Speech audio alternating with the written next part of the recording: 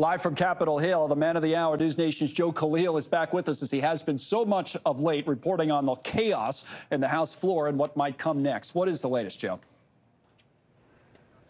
So, Connell, since I last talked to you about an hour ago, I did a couple laps around the building, talked to some more elected members of Congress here. I can tell you most Republicans today are sort of keeping their powder dry, not exactly saying who they would support to replace Kevin McCarthy as Speaker. The two names that are the real heavyweights here are Steve Scalise and Jim Jordan. We played a soundbite from Kevin Hern off the top of the show. He's also a respected member of the party. A lot of people like him, but the other two carry, I think, a bit more weight, at least right now. Let's start with Steve Scalise. He's someone who, if you had to call anybody a front runner, certainly it would be him. He's already the second ranking member in the House. He's somebody who has served for a long time, been a longtime ally of Kevin McCarthy.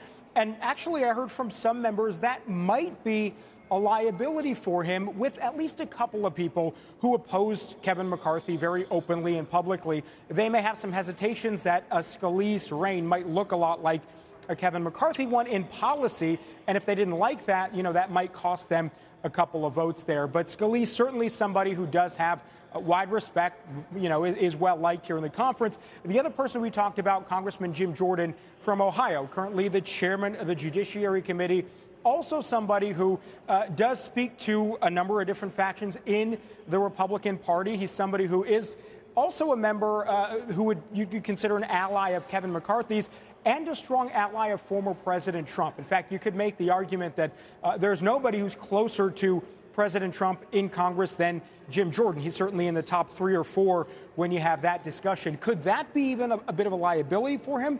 That is possible. But again, a lot of time between now and next week. Connell, when I say a lot of time, that may not be a good thing, because that means that we're going at least a week now without a functioning speaker. And that has some consequences, obviously. Of course it does, for real. We talked about this a little bit earlier in the broadcast. If something goes wrong in the Congress, they're just not functioning now on the House floor. There's no bills coming to the floor. They couldn't get disaster aid ready and the like. So they've got to get their act together as quickly as possible. To that point, is it coalescing? Is a two-man race, or is it too early to say that now? I know you've been focusing on these two, but are there other names as well? I mean, how would you kind of handicap it if you had to, from people you're talking to?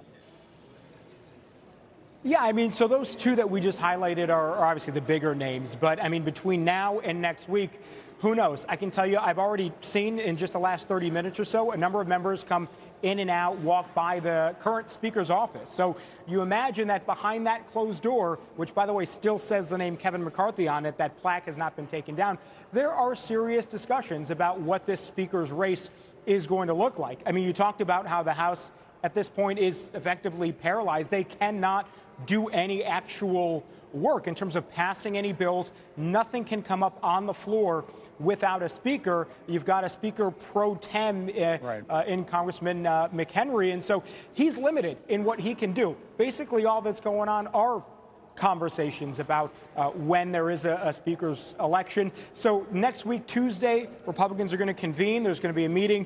The most hopeful prospect is that there is a vote Wednesday.